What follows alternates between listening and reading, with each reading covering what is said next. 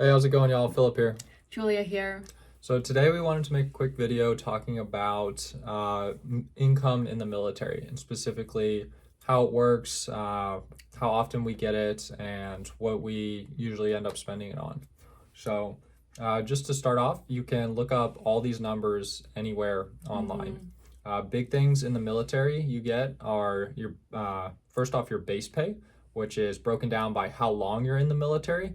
So if you're in for over 2 years, 3 years, four, and then your rank. So if you're enlisted, E1 through E9 or officer, O1, O2, O3, we're about to be. So yeah, those are the two basic categories. You literally just like go on the spreadsheet and you find your 2 points and it leads you to a block, and that's how much you get every month. And that's broken up into two paychecks. So you get one halfway through the month and one at the end of the month. Right, and then the second big portion is BAH or OHA if you're stationed overseas. So BAH is a huge part of your pay that you kind of don't realize until you're in the military. Basic housing allowance. Right, so this is actually also tax-free, so the government don't tax your basic housing allowance. And depending on your rank, I believe you have to be you have to be an E5, so second class petty officer to start receiving the basic housing allowance. Before that, you'll be staying on the barrack or on the ship. And then that also depends on whether or not you have dependent or you don't. So let's say if I'm a civilian or if we have a kid, then I claim a dependent, then my basic housing allowance would have increased because I have someone else living with me. So right now we both receive single BAH.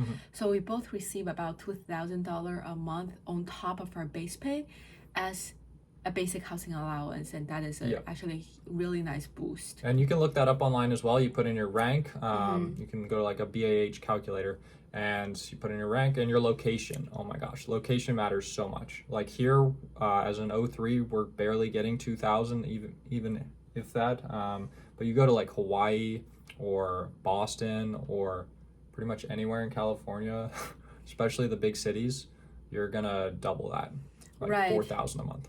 Exactly. So one of our friend who is the same rank as us, he's going to be stationed in Hawaii. So he's getting $3,500 on BAH.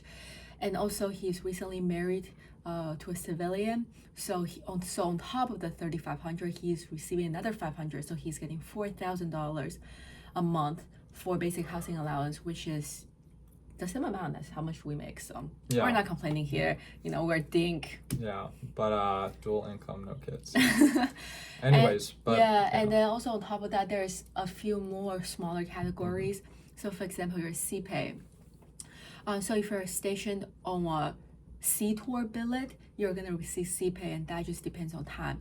So you start with $50, and as your time on the ship goes on, you can go up to like 200, 300. The longest CPay I've seen is like $500. It's like a double sea tour. That's how much CPay you receive. And then there's hazardous pay. You can talk about that because you actually got it for a bit, right? Yeah, so when you go to, like for example, we went to Fifth Fleet, like the Middle East area, and we were going through like the Strait of Hormuz, and there were like, people that wanted to do us harm, for example, a lot closer to you. You can get a little bit of a pay bump for that. And then another big thing, I'd say even more important than that when you're over there, was like the tax-free money that you can get. So people would get a big re-enlistment bonus. So they're gonna re-enlist to stay in for another couple of years, and that would be like tens of thousands of dollars. And if they did it while we were over in Fifth Fleet, it would be tax-free. So they would save thousands of dollars. Right. Huge. Yes. And that's one thing we haven't talked about. So the re-enlistment bonus or department head bonus, if you're an officer and decide to sign, DHRB. that is huge. So enlisted bonus actually can also be extremely massive. So we deal with nuclear sailors now. They receive like 100K in bonus, like paid out in a 5-year period. But of course, because we're in Norfolk right now, we're not in war zone, so we don't have the tax-free policy. So a pretty big chunk of it also goes to Uncle Sam. So that is something to look into if you're enlisted, when you're picking your rate. Some rate receive a much higher re-enlistment bonus, like a nuke ET. Yeah, depending on how common they are, how much training goes into it, Yeah. those are all factors. How much, like how many people they need at that time can fluctuate it quite a bit as well. Right, for example, but like, however, if you're like a culinary specialist or I don't know Something what. more easily replaceable, less schooling goes into it. Yes. So, So like a nuke ET, you could receive like 2 years of schooling. So the Navy want to try to keep you in, and they use a much bigger bonus to keep you in. Similar goes for officers, right? So for nuke SWO, if we do decide to send department head, there's a very big bonus. So you receive a bonus as a SWO, and you receive bonus as a nuke. So for SWO, it's about 100K around that area.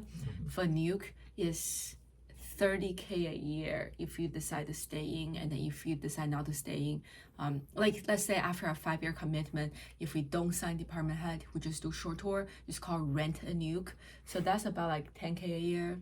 But Yeah. if you decide to sign department head bonus at 30K a year, right, that adds up really nicely. You re-sign for 5 years, you got 100K for SWO community, and Yeah. then 30K a year for being a nuke. Yeah, I want to like keep in mind these big numbers you're hearing, those aren't like lump sum payments typically. It's going to be, annually, or I don't think it's monthly, mostly annually, that you'll see parts of that money.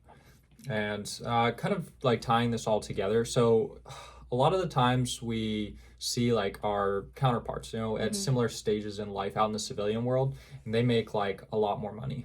Or like on paper, it looks like they make like, oh, they're making $100,000 or whatever. And then you go and you look at our base pay calculator, and it's like, okay, yeah, we're getting like $6,000 a month, times 12. Okay, that's a lot less than 100,000. But then you take into account things like BAH and how that's tax free, and that adds on to your paycheck. And like people out in the civilian world still have to live somewhere. They still have to, out of that $100,000 that's all taxed, they have to rent a place, and that money is not tax free. So that's definitely a huge difference there. That kind of helps bring us a little bit closer. I mean, with that being said, though, so I still think that the Navy doesn't do a very good job differentiating officer pays or like even enlisted pays based on how much we do, right? Because in the civilian world, you do more, you get paid more. You work overtime, you get overtime pay. Yeah. But like I sometimes shit on supply because I want to be supply, but I'm not, right? So it is love hate, right? I'm making fun of them because I'm jealous. So I'm getting paid the same amount as a supply officer, but I would say I work double the hour, if not more, and take a lot more risk. Getting like the risk of getting removed from watch or getting in trouble because what we do is just a higher level, like so like more training goes into it. It's right. More high stress, a lot more things can go wrong. Right, and we work much longer hours. However, we receive the same amount of pay. And then the same goes for enlisted, right? You're underway, like your BM3, you like working their butt off, and you can see someone else don't do as much or have a much better living condition or like work-life balance, but they're getting paid exactly the same, like or short, like a hospital for HM3 versus like a BM3 or like a ETN3, they're still getting paid the same. Maybe the bonus is a little bit different, but like I don't know, the quality of life is very, very different and it's not differentiated that much. So I think that's a huge reason why a lot of people leave the Navy.